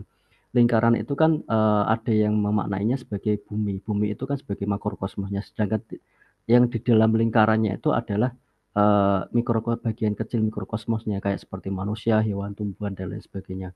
Lagi-lagi adalah penegasan bahwa kita itu sebagai bagian dari kosmologis dan keseimbangan kosmologis gitu. Kemudian kalau singgungannya itu justru fokus utamanya adalah titik pusatnya di situ. Siapa titik pusatnya? Lagi-lagi adalah makrokosmos. Siapa makrokosmosnya? Kalau dikaitkan dengan monoteis adalah Tuhan Yang Maha Esa itu sendiri. Mungkin gitu, Pak. Baik, terima kasih Mas Saiful. Semoga bisa menjawab. Nanti saya mohon kepada Mas Wahab untuk bisa menambahkan apa yang disampaikan oleh Mas Saiful terkait mengenai jalan perang tadi dan pertanyaan dari Bayu Arya yang pertama tadi mengenai kondisi batik tulis jalan perang yang kok sulit sekali adanya regenerasi ya seperti itu.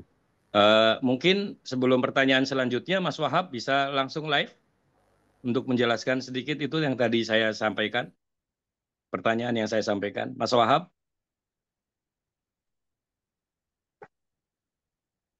Mas Wahab mungkin ada, kalau tidak bisa kita diskusikan di lain tempat nanti ya. Kita lanjut kepada pertanyaan selanjutnya dari Mas Nugroho ini. Mas Abdul Syukur, Oke, itu Mas Abdul Wahab sudah menulis di chat ya, barangkali bisa dibacakan oke, terkait jawaban itu. sebentar. Monggo bisa Ya, dijawab, dibacakan sebentar. oke, sebentar saya cari dulu ini. Mana ya Mas Yang Abdullah? bawah, bawah. Oke, jadi menurut Mas Abdul Wahab, mungkin dalam interview dengan kami, saya kayaknya menyinggung originalitas batik Jelamprang, mohon agar dicek lagi. Pola batik Jelamprang berkembang dalam lingkup keluarga-keluarga pembatik Jelamprang. Jadi lebih dari 10 motif, saya sempat mendata lebih dari 40 motif. Lalu kemudian, bentar. Jadi ada sekitar 10 motif ya. Sulit berkembang menurut Mas Abdul Wahab karena keahlian membatik jelamprang tidak diteruskan oleh anak-anak perempuan dari keluarga-keluarga pembatik jelamprang. Sehingga ini menjadi titik penting buat kita untuk meregenerasi ini melalui para perempuan yang memang kesulitan ya untuk memproduksi batik jelamprang. Makanya kaum pria melestarikan dengan teknik batik cap tembaga. Tetapi saya kira solusi yang agak membantu adalah mentransfer teknik tulis jelamprang ke pembatik di luar daerah Kerapiak. Jadi mungkin kecenderungan batik Jelamprang yang memang sangat banyak di daerah Kerapiak juga bisa dikembangkan ke daerah-daerah lain di Pekalongan di luar daerah Kerapiak. Begitu ini menjadi PR buat kita. Lalu kemudian Mas Wahab menjelaskan ini yang sudah kami sebentar, geser-geser terus ini. Yang sudah diikhtiarkan oleh Mas Wahab di daerah Pekalongan bagian timur dan Pekalongan bagian barat. Respon awal dari pembatik non kerapiak nggak bisa. Lama, lama, dan lain-lain. Tetapi langkah persuasif yang hanya kami tawarkan. Lalu kemudian apa yang dilakukan oleh Mas Wahab juga dilakukan oleh Mbak Icus ini, sahabat batik kita di Jakarta yang telah melakukan banyak pelestarian batik Jelamprang ya kepada para pembatik di Pekalongan gitu. Ini terima kasih kepada Mbak Icus. Semoga ada Mbak Icus lainnya yang ikut serta melestarikan batik Jelamprang ini seperti itu. Begitu ya Pak Agus. Saya lanjutkan kepada pertanyaan selanjutnya karena ini ada pertanyaan juga yang menarik dari Mas Nugroho, gitu. Sebentar, sebentar. Pertanyaan pertama, apakah ada peran batik Jelamprang dalam upacara adat dan kehidupan masyarakat pesisir, Mas Saiful Kiram, khususnya di daerah Pekalongan? Apakah motif ini dulu hanya digunakan oleh kalangan tertentu, misalkan bangsawan, pedagang, atau masyarakat umum? Seperti itu, Mas Saiful. Monggo mungkin pertanyaan Mas Nugroho bisa dijawab dulu. Oke. Sebelumnya tadi Pak Wahid sudah menjelaskan, membantu menjelaskan gitu loh. Iya Pak, mungkin tadi mengenai jalan perang mungkin memang bukan dari penjelasan Pak Wahab, tapi memang data yang saya dapatkan seperti itu. Cuman untuk tadi yang jalan perang memang yang dipaparkan seperti itu gitu kan. Yang dipaparkan oleh peneliti sebelumnya bahwa yang didapatkan peneliti sebelumnya adalah ada kaitannya jalan perang, memang kondisinya dulu waktu itu seperti itu. Kemudian untuk peran batik Jelamprang dalam upacara adat kehidupan masyarakat pesisir khususnya Kota Pekalongan. Kalau dapat datanya dari berbagai macam sumber, memang ada yang menjelaskan waktu itu juga ada upacara nyadran untuk sesembahan tadi yang disebut sebagai dewa-dewinya yang dipercaya oleh masyarakat Kota Pekalongan gitu loh. Itu dipakai Tidak sebagai dispesifikan, Mas. Bentar interupsi. Dispesifikan mungkin di acaranya ini apa, Dran itu motifnya apa seperti itu mungkin. motifnya justru Jelamprang yang dipakai untuk bawahan gitu loh Pak, untuk sarungnya gitu loh. Nama motifnya, Mas, mungkin. Kalau nama motifnya saya kurang jelas, kurang mengetahui Pak. Tetapi memang eh, data maupun cerita yang beredar di masyarakat, memang batik Jelamprang waktu itu memang dipakai juga di upacara nyadran pada waktu ada masih apa untuk terutama yang agama Hindu gitu loh Pak. Kemudian untuk yang sekarang justru agak tidak dilaksanakan upacara itu Pak, sudah jarang dilaksanakan upacara nyadran itu. Apalagi penggunaan batik untuk upacara adat seperti itu sudah jarang nampak, di Kota Pekalongan itu sudah jarang nampak. Kemudian motif dulunya apakah hanya digunakan kalangan tertentu, misalkan bangsawan, pedagang, masyarakat atau umum. Nah, justru ini menariknya adalah waktu motif motif ini justru ada yang dipakai itu awal mulanya seperti fungsinya hampir mirip dengan motif patola.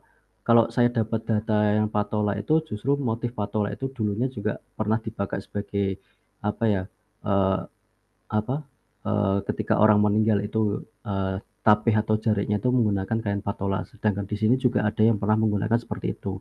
Ketika ada orang meninggal nanti seorang mayatnya itu dipakai untuk untuk orang meninggal juga pernah gitu kan. Tapi kalau yang di Pekalongan yang sering dipakai adalah justru ke orang-orang yang biasa, tetapi momen yang dipakai adalah seringkali adalah dipakai untuk acara pernikahan gitu kan. Kalau untuk kalangan-kalangannya itu saya belum mendapatkan data yang pasti gitu kan. Data yang pasti apakah batik Jelamprang itu dipakai untuk salah satu golongan di masyarakat, misal kayak bangsawan, pedagang atau masyarakat tertentu itu saya belum pernah melihat, lebih lebih khususnya dipakai untuk kelompok siapa saya belum pernah lihat gitu loh. Mungkin itu Pak. Baik, terima kasih Mas Saiful. Ini juga ada pernyataan dari sahabat saya ini Bapak Bayu Arya dari Yogyakarta. Sebenarnya pengembangan batik Jelamprang dengan misalkan kemarin itu nitik memang lagi naik gitu, kemudian terbuka begitu. Ini sebenarnya momen yang baik untuk bisa menguatkan atau menghidupkan kembali batik Jelamprang. Sahabat saya ini sungguh sebenarnya telah melakukan banyak inovasi-inovasi pada batik Jelamprang. Misalkan ketika nitik itu memang naik daun, sahabat saya mencoba menggabungkan, mengkombinasikan antara batik nitik dengan batik Jelamprang. Lalu kemudian bahkan sahabat saya ini mengupayakan adanya membuat batik nitik itu sampai di Pekalongan. Yang kita tahu notabene batik nitik itu ada di Jogja, justru masyarakat batik di Pekalongan membuat nitik agar ada memang pengembangan-pengembangan sebenarnya. Dan salah satu yang diupayakan oleh sahabat saya ini Bayu Arya telah mengupayakannya dengan Mas Abdul Wahab sebenarnya. Ini cukup menarik ya begitu. Dan lalu kemudian ini saya pikir ada yang menjadi menarik ini. Saya mohon kepada Pak Sapuan untuk bisa menguatkan kembali kepada tadi saya lupa untuk menyampaikan mengenai karena tadi juga sudah disampaikan oleh Mas Saiful Kiram bahwa beberapa datanya juga diambil dari para sesepuh-sesepuh batik di Pekalongan ya. Monggo kepada Pak Sapuan untuk bisa memberikan statement atau pandangan-pandangan mengenai kosmologi batik, kosmologi batik di pesisir khususnya di Pekalongan untuk bisa menambahkan khasanah kepada kita semuanya dalam rangka penguatan batik-batik Jelamprang bagi generasi hari ini. Kepada Pak Sapuan, monggo. Pak Sapuan bisa live?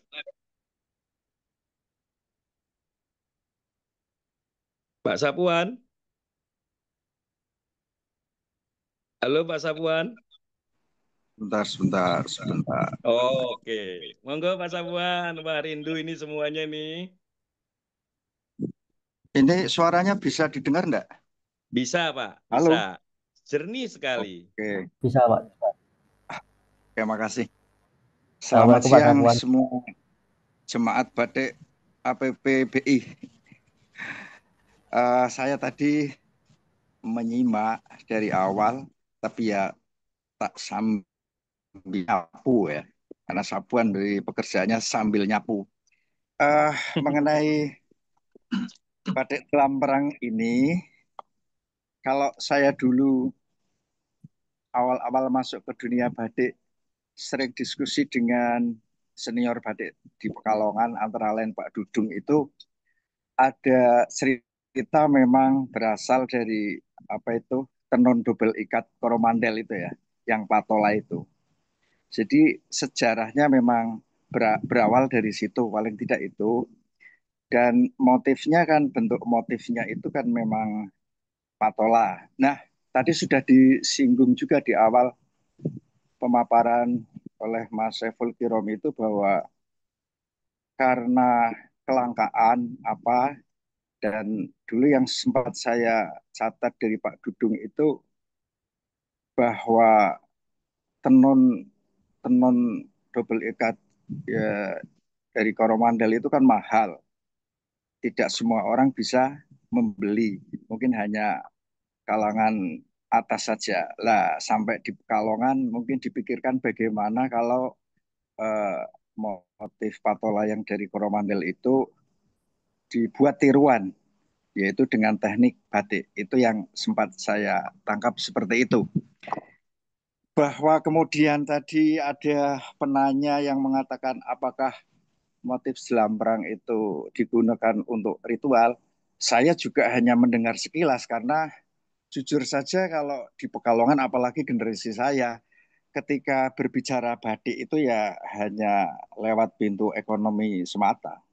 Jadi kalau sampai masuk ke wilayah kedalaman makna dan seterusnya itu masih jauh lah. Bukan berarti eh, batik pesisiran Kalongan itu tanpa makna. Kalau yang selama ini saya kenali kan memang saya mempelajari batik juga. Oh yang masih syarat makna itu batik pedalaman tadi dan di wilayah di keraton Solo atau Jogja kan upacara ritual seperti itu masih berjalan. Misalkan di acara pengantin, kematian dan lain sebagainya. Di Pekalongan kayaknya itu sudah tidak begitu populer.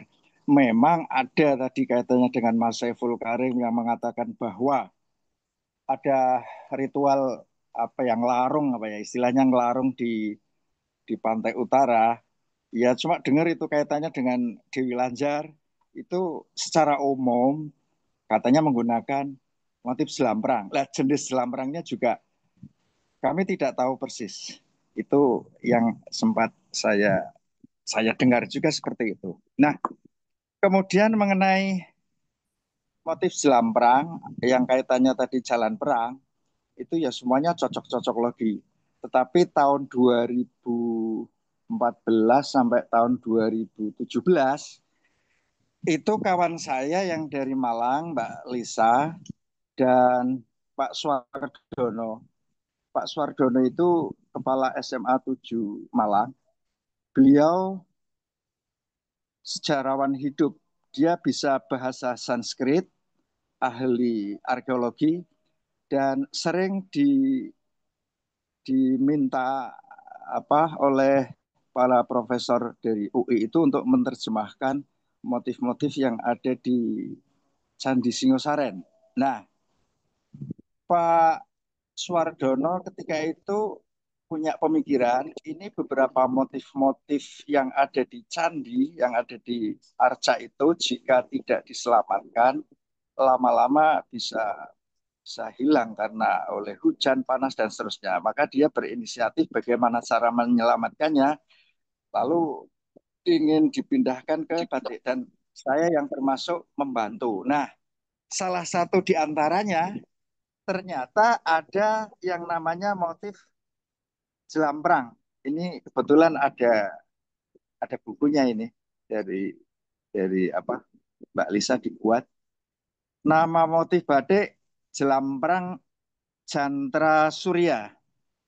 Ini terdapat pada motif kain arca Singasari. Warna dasar hijau. Arti jelamprang merupakan motif medalion. Medalion itu berarti bulatan ya. Dengan isian roda cakra. Motif ini dapat dikembalikan kepada akar motifnya yaitu jelamprang atau bahasa Jawa baru jelamprong yang artinya bulu ekor merak. Mungkin bulu ekor merak itu ada bulatan-bulatannya itu. Mungkin berawal dari situ. Yang artinya bulu ekor merak. Dalam seni ikonografi Hindu, burung merak merupakan wahana Dewi Saraswati, Dewi ilmu pengetahuan. Sementara burung merak dilambangkan sebagai gambaran dari kemegahan duniawi, nafsu, kecerobohan, dan keangkuhan. Nah ini ada harapan kalau dipakai kain motif jelamprang ini, bagi pemakainya diharapkan dapat membawa kekuasaan atas dasar ilmu pengetahuan dan kebijaksanaan. Disarankan dipakai di kalangan pelajar dan mahasiswa. Nah, ini yang menarik itu kalau kita telusur sejarah ke belakang, Singosaren itu kan berarti abad 13-an ya, sebelum Majapahit. Waktu 2017, saya bolak-balik itu dari 2014, 17 itu ke Malang, diskusi dengan Pak Suwardono itu bahwa apakah pada waktu itu sudah ada kain Pak Suwardono? Apakah itu hanya sekedar gambaran atau motif yang ada di arca itu? Ya dia jawab memang sudah ada. Istilahnya memang belum ada istilah batik pada abad 13 itu. Dia menyebut kalau kain yang dipakai untuk perempuan itu namanya ken. Nah, kalau yang dipakai untuk bapak-bapak itu namanya wedihan. Nah, saya tanya, abad itu sudah ada istilah batik belum, Pak? Belum ada, Pak Sapuan. Nah, berhenti sampai di situ. Tapi dia sampaikan bahwa memang sudah ada kain istilahnya gitu dan ya istilahnya kain bercorak, berwarna. Bahkan dia punya catatan yang menggunakan pewarna alami. Nah, ini Pak Zahir juga akhirnya kaget karena bacaan Pak Zahir selama ini asal batik paling tua mungkin sampai di Kerajaan Majapahit. Padahal Majapahit kan abad 15 ya. Lah sementara Singosari itu abad 13, bisa lebih tua lagi. Nah, ini. Tapi sampai di situ memang waktu itu saya memang penasaran, ingin melacak asal-usul kata atau nama badik itu dari kata apa. Karena selama ini diskusi kami dengan Pak Bayu, dengan Mas Abdul Syukur, seperti kata amba dan titik itu kayaknya lebih ke cocok logi aja lah. Kemudian ada juga itu Pak siapa itu yang dari Solo itu mengatakan batik bukan berasal dari kata amba dan titik, tapi satu kata batik pakai T kayak orang Bali mengatakan kantong itu. Jadi ya satu kata. Jadi sampai sekarang saya masih belum memperoleh jawaban yang secara pasti. Tapi menarik ini kalau kaitannya dengan jelamprang tadi. kalau istilahnya Jelamprang sejarahnya di Pekalongan itu bermula dari mengubah motif yang ada di tenun ikat patola yang dari Coromandel India itu kemudian diubah menjadi batik itu kan nanti bisa dilacak secara kronologisnya tahun berapa. Tetapi kalau melihat ini di Malang, di Singosari, Malang itu ternyata abad 13 sudah ada, berarti tugas para akademisi masih cukup luas ini untuk meneliti Baik, lebih lanjut. Itu saja baik. barangkali untuk menambah hasanah wawasan Mas Abdul Syukur. Baik, terima kasih Pak Sapuan. Ini betul sungguh bisa menjadi apa namanya modal bagi khususnya Mas Saiful Kiram dan kita semuanya untuk bisa menguatkan mengenai batik Jelamprang khususnya untuk kita mengupayakan bagaimana pengembangan batik Jelamprang ini dan apa eksistensi batik Jelamprang ini terus bisa berjalan.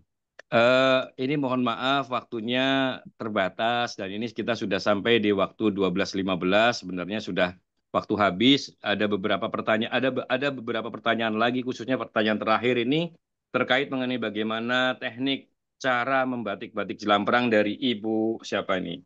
Ibu S. Asif atau apa ini? Mungkin mohon maaf Ibu, nanti pembahasan ini bisa disampaikan atau boleh nanti ini Ibu bisa tanya kepada para pembatik-pembatik Jelamprang yang juga hadir pada hari ini seperti Mas Wahab atau Mas Marta ini mungkin bisa membantunya nanti. Karena waktunya yang tidak panjang, saya pikir sekali lagi apa yang tadi sudah disampaikan oleh Pak Sapuan, semoga bisa menjadi bekal buat kita. Saya selaku moderator akan mencoba menutup diskusi kita ini dengan apa yang disampaikan oleh Bayu Arya ya, dan mengenai hipotesanya bahwa kalau kita membaca sejarah misalkan, kebetulan saya memang meneliti batik nitik begitu ya. Saya tadi mengatakan batik nitik itu tidak dikenal sebenarnya di Jogja pada kala itu. Tetapi lama-lama dan hari ini kita tahu bahkan batik nitik yang mendapatkan indigio. Nah, ini adalah kesempatan bagi Jelamprang sekali lagi untuk bisa eksis sebenarnya dan untuk bisa menjadi identitas bagi batik di Pekalongan. Kenapa demikian? Dalam konteks yang disampaikan oleh Bayu Arya ini menurut saya juga saya sepakat bahwa dalam konsep pemahaman bentuk sebenarnya pola geometrik itu adalah bentuk puncak transformasi bentuk sebenarnya.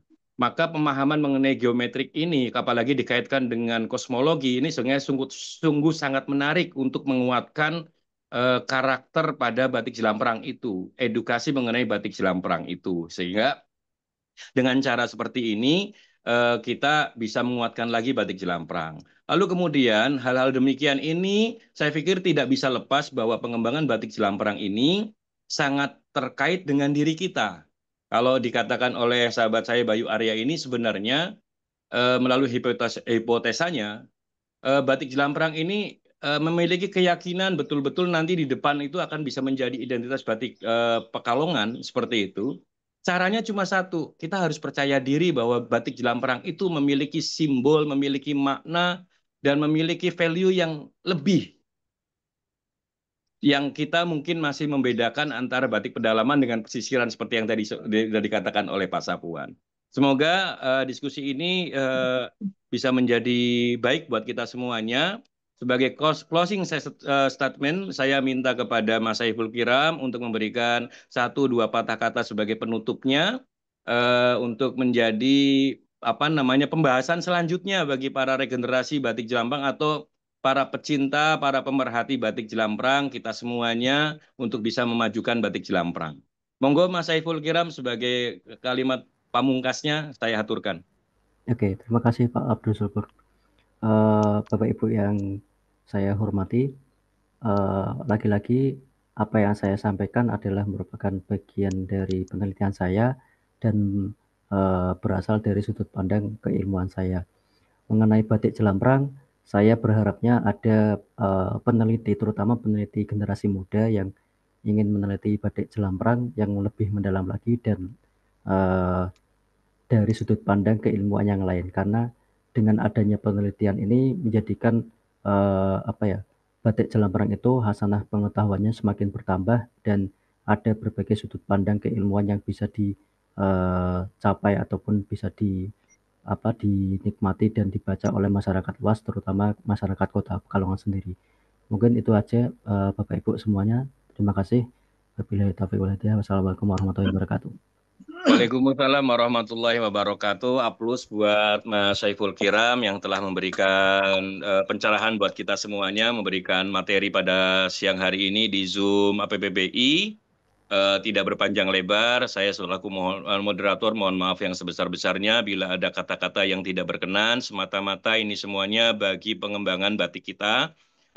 Dalam kondisi yang seperti ini, mari kita terus percaya diri, meyakinkan diri bahwa batik itu bisa menjadi satu upaya kebaikan bagi kita semuanya. Sekali lagi, saya undur diri, terima kasih, saya kembalikan kepada Pak Agus. Billahi taufiq wal hidayah, assalamualaikum warahmatullahi wabarakatuh. Waalaikumsalam. Terima kasih Mas Abdul Syukur, terima kasih Mas Saiful. Baik, ada beberapa poin ya saya catat. Satu,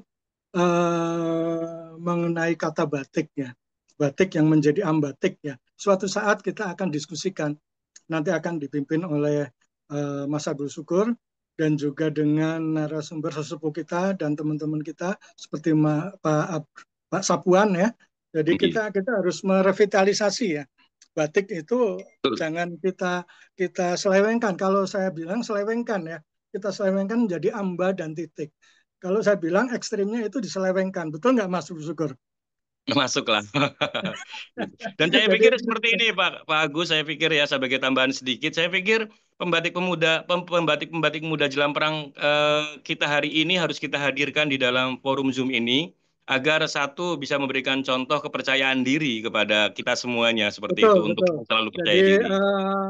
setahun yang lalu kita pernah menghadirkan tentang motif Jelang Perang ya. Waktu itu narasumbernya Mas Abdul Wahab. Mas Abdul Wahab juga hadir di sini. Dia juga salah satu darah biru ya. Darah biru Jelang Perang ya, Mas Abdul Wahab. Kemudian ada generasi muda lagi, Mas Marta, yang sekarang aktif memasarkan batik Jelang Perang. Nah, saya pikir saya mendengar hanya dua ini saja sosok yang aktif dengan komunitas Jelang Perangnya.